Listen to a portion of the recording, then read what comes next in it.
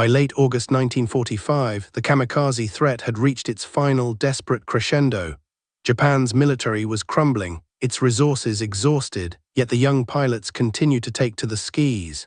Each mission was a gamble with death, a calculated, deliberate strike designed to inflict maximum damage before the inevitable end of the war.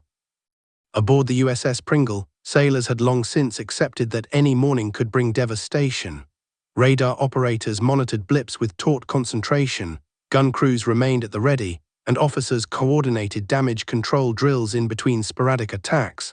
The men were no strangers to fire, smoke, and chaos, but exhaustion and tension had begun to weigh on even the most experienced sailors. At 0650, the horizon darkened with approaching aircraft. Low-level bogies, starboard quarter, the call rang out. Tracers stitched the sky as anti-aircraft batteries roared to life. The first kamikaze dove with terrifying speed, narrowly avoiding a hail of shells, and struck the aft gun deck, igniting fuel stores and sending debris flying across the vessel. Crewmen dove to avoid shrapnel while others scrambled to extinguish the spreading flames.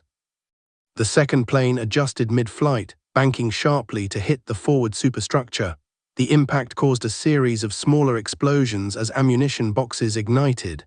Sailors braced for the blast, hauling injured comrades to safer positions while maintaining fire against the remaining attackers. The deck shuddered under repeated impacts, yet the ship's discipline held. Across the fleet, other ships faced similar assaults.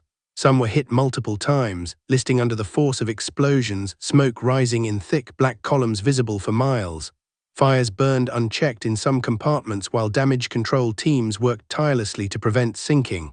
The constant, relentless threat of kamikaze attack had forged a hardened, if weary, resilience among the sailors. Kamikaze pilots, young and determined, demonstrated the full measure of desperation and skill. They corrected mid-dive, avoided concentrated AA fire, and struck with near-fatal accuracy. The human element, pilots willing to die for their mission, was what made them so terrifying. Unlike conventional weapons, the kamikaze combined ingenuity, courage, and sacrifice into a living, flying weapon. By mid-morning, the intensity of the attacks forced the fleet to adapt rapidly. Picket ships were repositioned to intercept low-flying aircraft earlier. Fighter aircraft scrambled to provide cover, and radar coordination became more precise than ever. Each successful interception saved lives, but it could not eliminate the fear that gripped the sailors.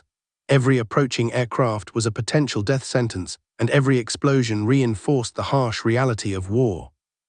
One destroyer, hit multiple times, had its bridge partially destroyed.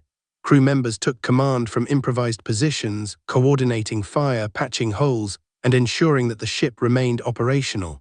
Fires were fought while shells continued to rain down from enemy aircraft, and the men worked tirelessly, knowing that a single lapse could mean the end. By afternoon, the number of attacks began to taper, signaling the nearing conclusion of the kamikaze campaign. Ships were damaged but still afloat, crews battered but not broken. Exhausted men surveyed the aftermath, blackened decks, mangled gun mounts, debris floating in the water, and the haunting memory of fallen comrades. The kamikaze had exacted a heavy toll, not just in ships and lives, but in the mental endurance required to face an enemy that could die to achieve its mission. The psychological weight of surviving repeated attacks, of witnessing death up close, and of maintaining vigilance in the face of relentless assault had forged sailors into a new kind of warrior, resilient, disciplined, and unyielding. Even as the attacks waned, the lessons of the kamikaze endured. Ships were repaired, strategies refined, and crews learned that survival depended on coordination, preparation, and an unshakable resolve.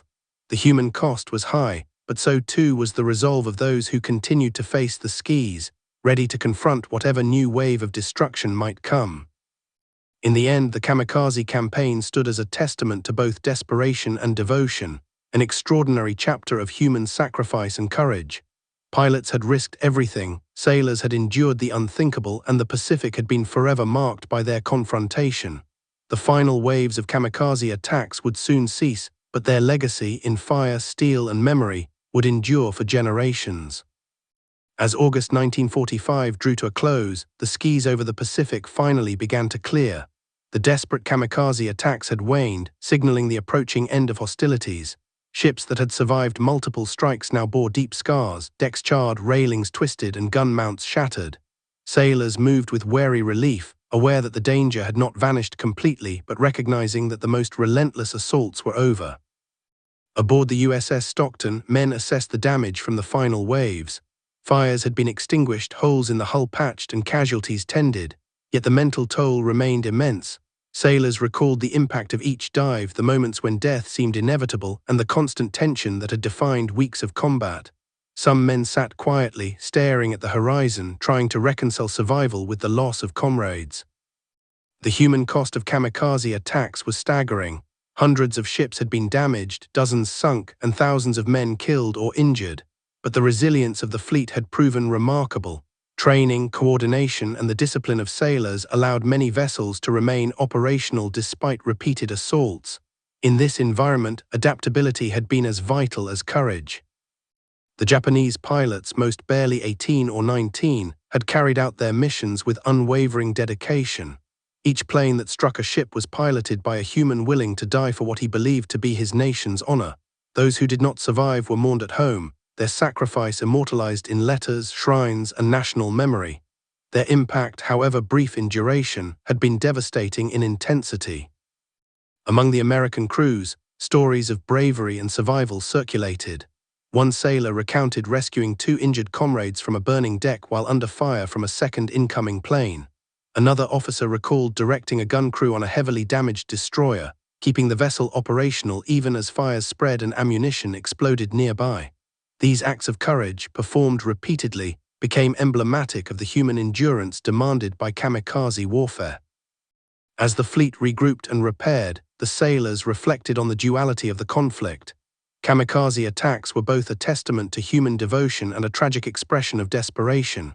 They had forced men to confront death in its most immediate and terrifying form, yet the Americans had endured, adapted, and survived, learning valuable lessons about vigilance, coordination, and the limits of human endurance. The Pacific Ocean, once the stage for daily chaos, now held a somber silence. Debris from destroyed aircraft floated among damaged vessels. Smoke still curled from smoldering decks, but the horizon promised the return of calm. Sailors worked methodically to repair and restore their ships, ensuring they could return home safely. Psychologically, the end of the kamikaze campaign marked a turning point. Men who had faced the most extreme form of aerial warfare began to process their experiences. Survivors carried the memories of destruction, the weight of fallen comrades, and the intense pressure of constant vigilance. Yet alongside these memories came pride, a recognition of the resilience, skill, and courage that had allowed them to endure. The lessons of kamikaze warfare extended beyond the immediate tactical sphere. Ships had learned to coordinate AA fire more effectively. Radar pickets had improved detection. Fighter cover had become more precise. Damage control procedures had evolved to address new forms of threat. And most importantly, the human element, the ability to respond, adapt, and persevere under pressure, had proven decisive. In the quiet moments after the final attacks, sailors looked to the horizon, reflecting on the extraordinary period they had survived. The kamikaze threat had been a human weapon of unparalleled intensity, unpredictable, lethal, and psychologically exhausting. But the fleet had endured, and the men who manned the ships had faced death and survived, their courage and resilience etched forever into the history of the Pacific War. The story of the kamikaze attacks was one of extremes. Young pilots willing to die, sailors trained to endure chaos, and the unyielding clash of human determination against human sacrifice. As the fleet prepared to return to safer waters, the lessons of fire, courage, and endurance would remain. The Pacific had tested men in every conceivable way, and those who survived carried the legacy of their resilience across the oceans, back to home ports and into history itself. With Japan's surrender looming, the kamikaze pilots' missions became increasingly desperate. Resources were scarce, fuel limited, and training often rushed, yet the dedication to their cause remained absolute. Young men, some barely out of adolescence, continued to climb into fragile aircraft, knowing each flight could be their last. Every strike was a testament to devotion, bravery, and the tragic extremities of war. Aboard the USS Hammond, sailors reflected on the intensity of the campaign. Weeks of daily attacks had left the crew fatigued and battle-worn. They had endured flames, explosions, shattered decks, and the loss of comrades. Yet through the chaos, they had learned the importance of coordination, vigilance, and resilience. Every sailor understood that survival was a product not just of luck, but of training and determination. At 07:15, radar detected multiple aircraft approaching from the east. The crew braced themselves. Anti-aircraft batteries roared, tracers streaking the sky. The first plane was intercepted mid-air, exploding harmlessly above the deck. The second veered slightly, attempting to strike the aft superstructure. Despite being hit by AA fire, it smashed into the deck near the forward gun mount, igniting fires and sending debris flying. Crewmen scrambled to extinguish flames while rescuing injured comrades. Across the fleet, similar scenes unfolded. Ships endured multiple strikes, deck fires, and structural damage. The psychological burden on sailors remained immense. They had learned to react, but the fear never fully dissipated. Every shadow in the sky, every glint of sunlight on an aircraft wing reminded them of the thin line between life and death. The human element of kamikaze warfare was unmistakable. Pilots' willingness to die added a layer of unpredictability and intensity to each attack. They were not machines, they were young men, often driven by ideology, honor, and desperation. This human factor made the attacks uniquely terrifying, forcing sailors to adapt constantly while maintaining operational effectiveness. By midday, the attacks slowed. The fleet had survived yet another series of deadly waves. Fires were extinguished, damage controlled, and injured sailors tended to. Yet the mental scars were evident: exhausted faces, tense postures, and eyes that had seen too much. The sailors had endured extreme conditions, facing death repeatedly and surviving against near-impossible odds. The kamikaze campaign, though nearing its end, had demonstrated the extreme lengths a nation could go in defense of its homeland. The attacks had inflicted heavy losses, tested the limits of endurance, and reshaped naval strategy. For the Americans, the experience had reinforced the importance of training, coordination, and vigilance. For the Japanese pilots, it represented the ultimate expression of sacrifice and devotion. As evening approached, the fleet gathered to assess the toll. Ships bore scars from countless impacts, decks were twisted, charred, and littered with debris. Hundreds of men had been injured or killed, and the psychological toll weighed heavily on the survivors. Yet the fleet remained afloat. The sailors had endured the kamikaze onslaught, demonstrating courage and resilience in the face of relentless human and mechanical fury.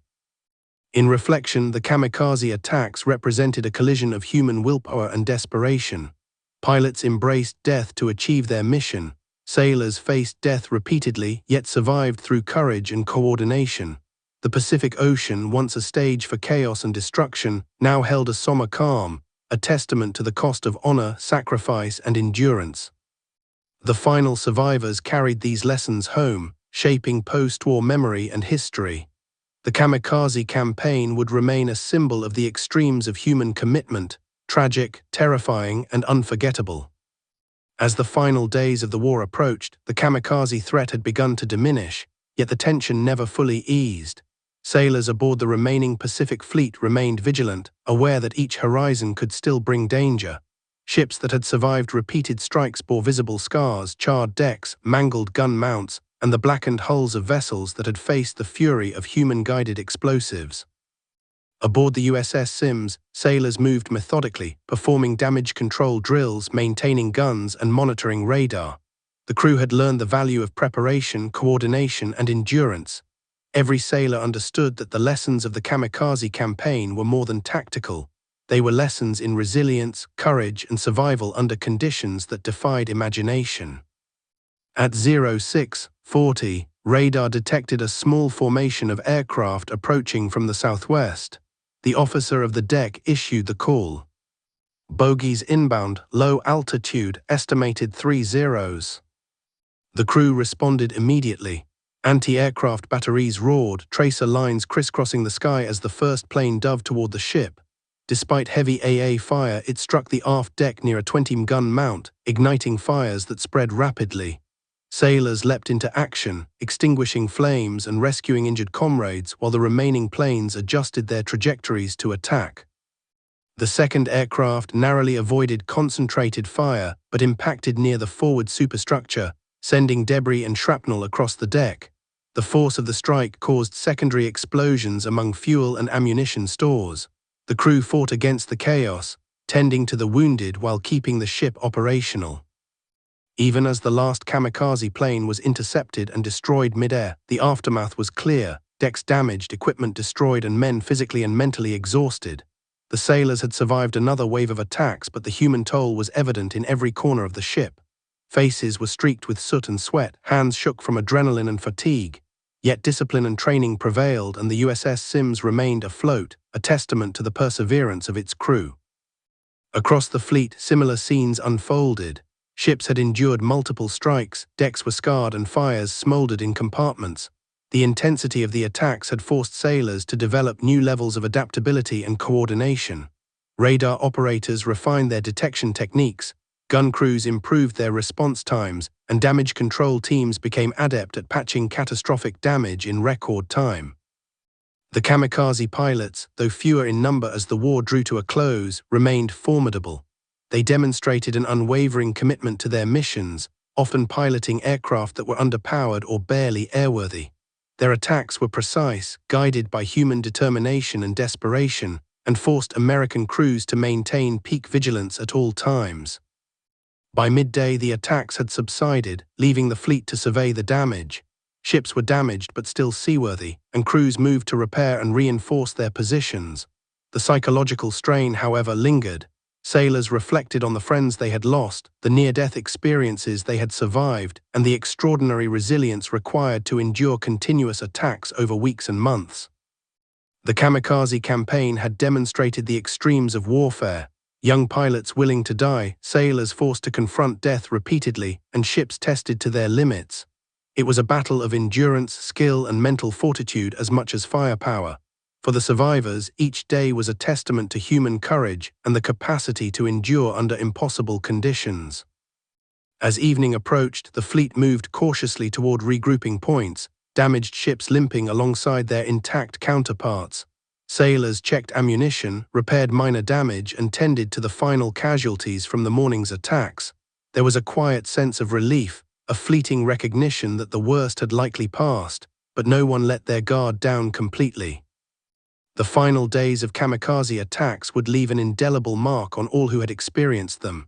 Ships bore the physical scars of battle, while sailors carried the memories of fire, explosions, and human sacrifice. Yet through it all, the American fleet had endured.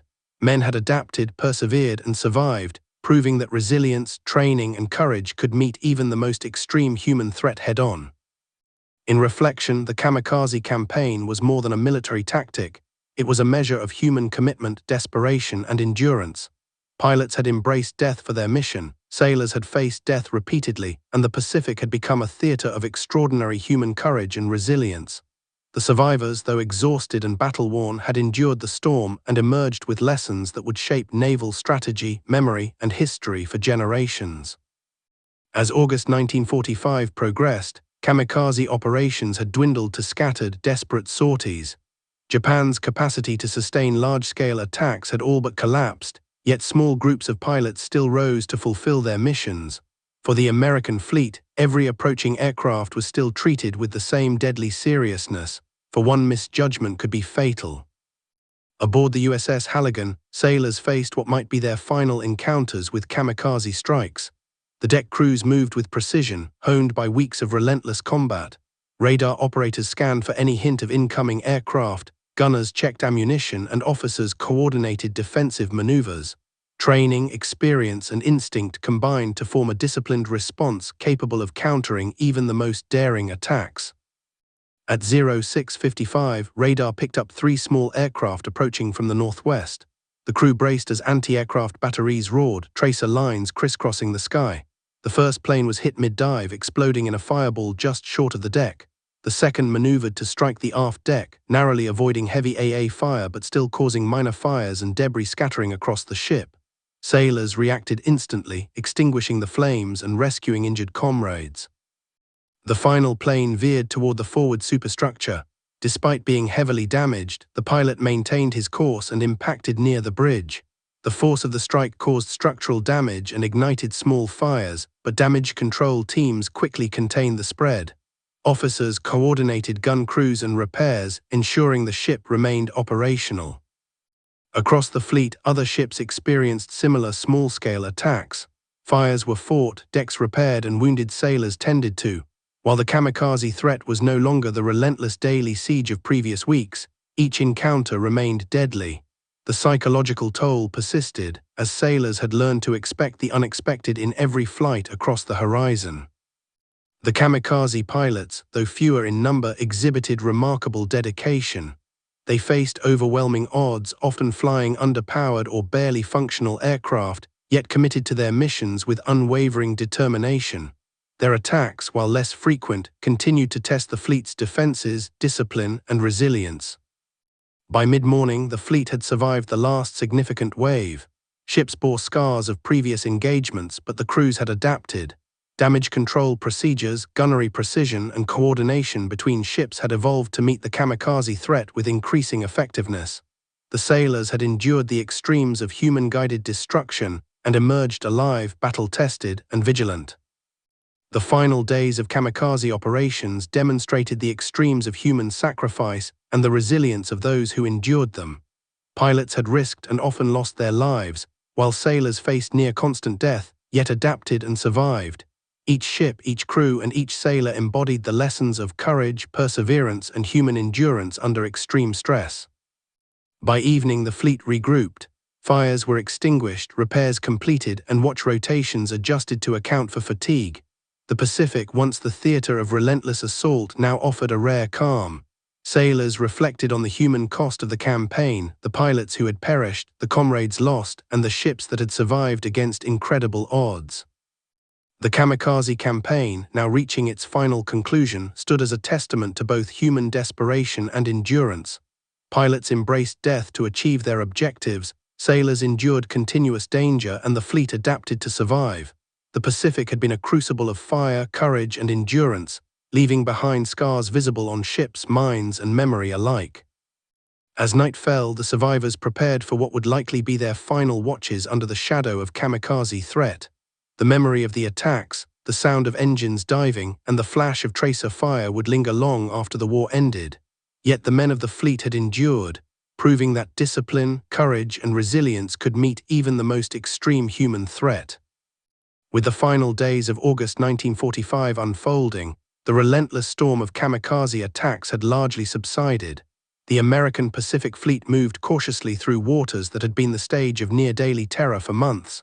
Sailors, still alert and battle-worn, began to sense the approaching end of hostilities. Yet the experience of constant vigilance had left an indelible mark, physically, mentally, and emotionally. Aboard the USS Moore, the crew carried out routine checks, inspecting damaged gun mounts, repairing charred decks, and tending to minor fires that lingered from past attacks. The men had become masters of damage control, their efficiency honed by weeks of near-continuous engagement. The nervous energy that had once dominated every shift was replaced by a cautious relief, a recognition that the fleet was finally moving out of immediate danger. Radar operators scanned the horizon, trained to anticipate any sudden movement, while gunners practiced drills to keep their skills sharp.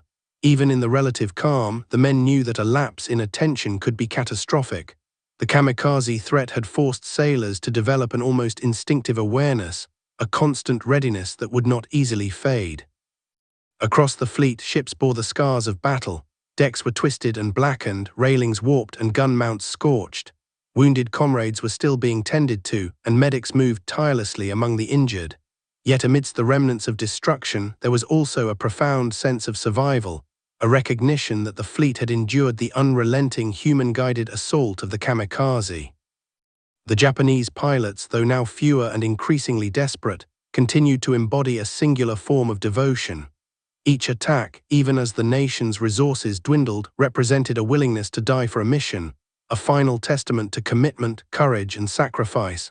For the sailors, understanding this human element added a somber dimension to the technical and tactical challenges they faced. By midday, the fleet moved in formation, adjusting for damaged vessels, coordinating supplies, and preparing for the post-combat phase of operations. Ships that had survived multiple strikes were patched and reinforced. Crews conducted inspections, repaired minor damage, and prepared for the eventual return home. The lessons of the kamikaze campaign had been learned. Coordination, vigilance, and adaptability were as critical as firepower. For many sailors, the quiet of the afternoon was the first real respite in months. They sat on charred decks, tending to minor injuries, and reflected on the human cost of the campaign. The faces of lost comrades lingered in memory, as did the sound of engines diving, tracer fire stitching the sky, and the screams of men thrown by explosions. Yet there was also pride, a recognition that they had survived, adapted, and endured. As evening approached, the sun set over the Pacific, casting long shadows across the fleet. The waters, once alive with fire and smoke, now glimmered in muted orange and gold. Sailors prepared for the night watch, aware that danger could never be fully discounted, but also feeling the first sense of lasting safety since the campaign began. The kamikaze attacks had left an enduring impact on naval warfare. Tactics had evolved, strategies had been tested, and human endurance had been pushed to extremes. Ships and sailors had been forced to confront death repeatedly, adapting to meet a uniquely human threat with a combination of discipline, courage, and resilience. In this moment of relative calm, the fleet, scarred, battle-tested, and vigilant, stood as a testament to survival and perseverance. The Pacific, once a theater of unrelenting assault, now offered the first glimpse of peace. Yet the memory of fire, smoke, and destruction would remain, etched into the decks, the hulls, and the minds of all who had faced the kamikaze onslaught. The quiet before victory was not a surrender of vigilance, but a recognition that endurance had prevailed. The fleet had faced the impossible, adapted, and survived, proving that courage and coordination could withstand even the most extreme human threat. Sailors reflected on the sacrifices of both sides, the pilots who had risked everything and the men who had endured relentless attacks, acknowledging the complexity and tragedy of human warfare. As the final days of the war approached, the once dreaded kamikaze attacks had become rare, almost ghostly in their presence. The fleet moved through the Pacific with heightened vigilance, yet a tense calm had replaced the daily storm of destruction. The sailors, though battle-worn and exhausted, had become masters of survival, trained to respond instinctively to any aerial threat. Aboard the USS O'Brien, the morning began quietly. Sailors inspected their stations, checked ammunition, and maintained equipment. Damage from previous attacks, charred decks, mangled gun mounts, and twisted railings served as a constant reminder of what had been endured. Even in calm waters, the memory of fire, explosions, and screaming aircraft lingered, etching itself permanently into the minds of those who had survived. At 0705, radar picked up a single aircraft approaching from the north. The ship tensed, gunners readied their weapons, and damage control teams took positions. The plane, a heavily damaged Zero, dove toward the deck. Anti-aircraft fire roared, tracers slicing through the sky. The pilot, young and resolute, attempted to adjust his trajectory mid-dive but was struck and destroyed before impact. The explosion lit the morning sky, sending fragments into the water harmlessly, leaving the crew shaken yet relieved. The encounter, though brief, encapsulated the essence of the kamikaze campaign: courage, desperation, and human sacrifice converging in moments of deadly intensity. Even when attacks became infrequent, the potential for devastation remained real. Sailors had learned to respect not just the aircraft, but the human will behind them. Throughout the fleet, ships patrolled cautiously. Decks were repaired where possible, equipment maintained, and injured crew members treated. The psychological weight of the past weeks lingered. Sailors reflected on the friends they had lost, the near misses, and the daily tension that had defined their existence. Yet there was a growing sense that the end of the storm was near, a feeling of cautious optimism mingled with somber reflection. The kamikaze pilots, many barely out of adolescence, had flown with unwavering commitment. Each mission, no matter how doomed, represented a choice to embrace death in pursuit of a mission. Their skill and determination had forced sailors to develop extraordinary levels of discipline, vigilance, and resilience. Surviving the kamikaze was as much a testament to human endurance as it was to strategy and firepower. By midday, the fleet gathered for a coordinated assessment of the remaining damage. Ships limped alongside each other, providing support and ensuring the safety of weakened vessels. Crewmen worked tirelessly, patching decks, reinforcing hulls, and extinguishing lingering fires. The collective effort of men who had endured weeks of relentless attacks demonstrated a unity born of necessity and survival. Even as the final waves of kamikaze attacks faded into history, their impact remained. Ships bore visible scars and sailors carried invisible wounds, yet the lessons learned were invaluable. Preparation, coordination, and the ability to adapt under extreme conditions were crucial for survival. The fleet had faced a uniquely human threat, one that combined desperation with skill and emerged resilient. As evening approached, the Pacific reflected the fading light of the setting sun. Ships sailed in formation, sails, or more accurately steel hulls, scars visible but intact. The calm waters belied the horrors that had unfolded just weeks before. Sailors, though weary, took moments to reflect, to remember lost comrades, and to appreciate the fact that they had survived. The Kamikaze campaign, in its final days, stood as a testament to the extremes of human behavior. Pilots risking all for their mission, sailors enduring near-constant danger, and the ocean serving as a theater of fire, courage, and survival. The human stories behind the attacks, the sacrifices, the courage, and the resilience, would endure long after the war had ended.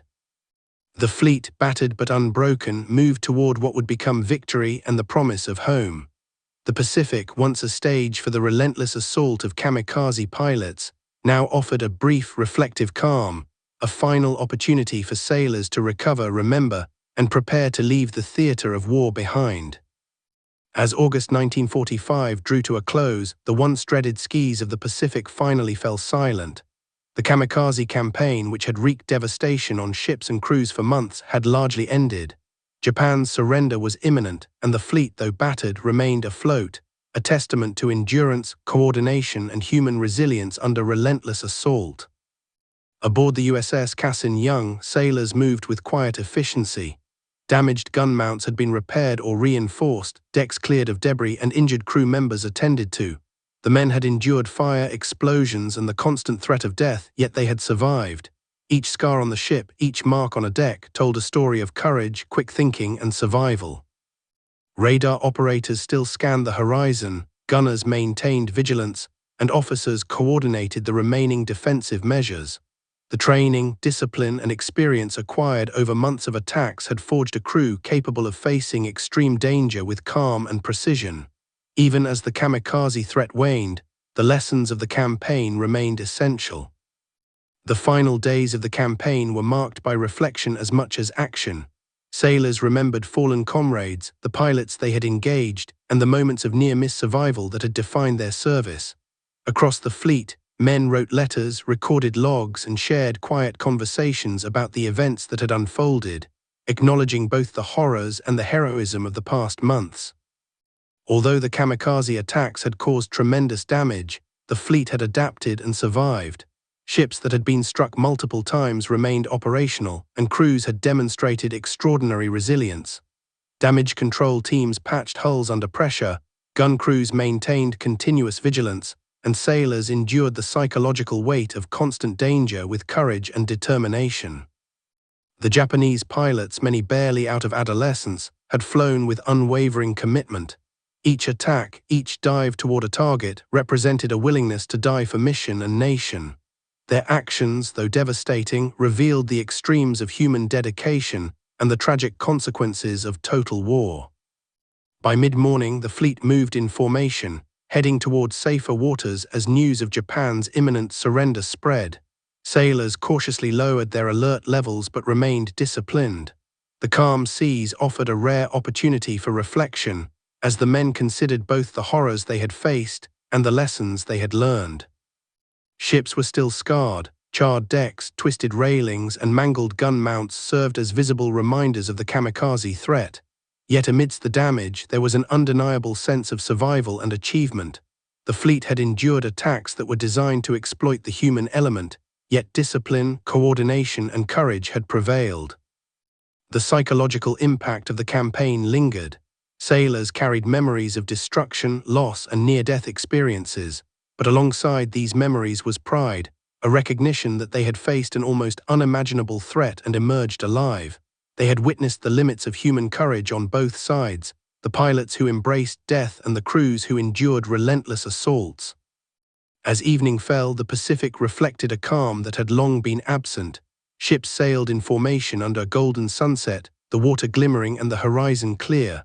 The kamikaze threat, once so immediate and terrifying, had passed. Sailors finally allowed themselves to feel relief, though the memories of fire and flight would remain forever etched into their minds. The campaign's legacy was profound. The kamikaze attacks had reshaped naval strategy, tested human endurance, and demonstrated the extremes of wartime sacrifice. Pilots had given their lives in pursuit of mission and honor, while sailors had endured the impossible, surviving against a uniquely human threat. Together, their stories became a testament to courage, resilience, and the human cost of war. As night settled over the Pacific, the fleet moved steadily toward home. The sky, once streaked with fire and tracer lines, was now tranquil. Sailors reflected on the battles survived, the friends lost, and the lessons learned. The kamikaze campaign had ended, but its memory would endure, etched into steel, water, and human history. With Japan's surrender finalized in August 1945, the skies over the Pacific were finally still. The kamikaze campaign, once the most feared element of the war, had ended. The fleet, though scarred and battle-worn, remained afloat, its crews hardened by months of relentless assaults. Ships that bore the marks of fire, twisted metal, and shattered decks were now symbols of endurance, a testament to human resilience and tactical skill. Aboard the USS Enterprise, sailors moved quietly through the final hours of watch. Damaged gun mounts had been repaired, decks cleared, and injured crew members attended to. The men had survived attacks that combined both technical precision and raw human determination. Each scar on the ship, each dent and burn mark, told a story of courage and survival. The psychological weight of the past months remained. Sailors reflected on the young Japanese pilots who had embraced death for their missions, and on the friends and comrades they had lost.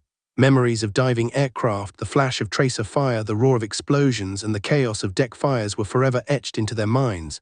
Yet amidst the horror, there was also a profound recognition of human endurance, the courage, discipline, and adaptability that had allowed them to survive. The fleet, as it moved through the calm waters of the Pacific, began to embody both reflection and celebration. Ships sailed in formation, crews performing final checks, and officers documenting the events that had unfolded. Damage control teams inspected patched decks and reinforced hulls, ensuring the vessels were ready for peacetime operations or return to home ports. The kamikaze pilots, though now part of history, left a lasting impression on naval warfare. Their attacks were unprecedented, human-guided explosives that combined skill, desperation, and ideology. The fleet's survival depended not only on firepower but also on the resilience of its crews, the speed of its responses, and the depth of its training. For every pilot lost, countless sailors had been tested and proven their mettle. As evening fell, the Pacific reflected a serenity that had been absent for months. Sailors on deck paused to observe the sun setting over a horizon free of fire and destruction. Conversations turned to home, to families waiting across oceans, and to the relief of survival. The psychological burden of constant alertness began to lift, replaced by a quiet pride in having endured one of the most extreme human threats in naval history. Across the fleet, there was acknowledgement of shared sacrifice. Letters were written, logs updated, and stories of heroism recounted. The human cost was evident: ships damaged, lives lost, and countless moments of near death. Yet the lessons of endurance, teamwork, and courage had been permanently impressed upon those who survived. The kamikaze campaign, in its intensity and singularity, had redefined naval warfare. Pilots had risked all for mission and honor. Sailors had met them with unwavering resolve and training. Ships and crews that had once faced near-certain destruction emerged as testaments to human courage. The legacy of fire and courage would endure not just in history books, but in the memories of all who had witnessed, survived, and endured it. In the days that followed, ships sailed toward home ports, carrying men who had faced unimaginable peril. Sailors recounted the events, reflected on the sacrifices, and shared lessons learned under fire. The scars on ships became symbols of survival, while the resilience of crews became a beacon of human endurance. The Pacific Ocean, once a theater of relentless human-guided destruction, now carried vessels bearing both history and hope. As night fell, the fleet moved under starlit sky, calm waters reflecting lights from ships that had once braved the fury of kamikaze attacks. The story of the campaign was complete, the sky no longer streaked with fire, the decks no longer echoing with explosions. What remained was memory, reflection, and a lasting testament to courage, sacrifice, and survival. The kamikaze attacks would forever remain a symbol of the extremes of human determination and desperation. Pilots had embraced death with unwavering commitment. Sailors had endured extraordinary risk with courage and skill. Their stories, woven together across the expanse of the Pacific, became a narrative of human resilience in the face of relentless danger. In the end, the fleet sailed onward, bearing the scars of fire, the marks of survival, and the legacy of those who had given everything. The Pacific, once a theater of death and destruction, now reflected the quiet triumph of endurance. The Kamikaze campaign concluded left behind a profound truth, that courage, skill, and human resolve could withstand even the most extreme trials of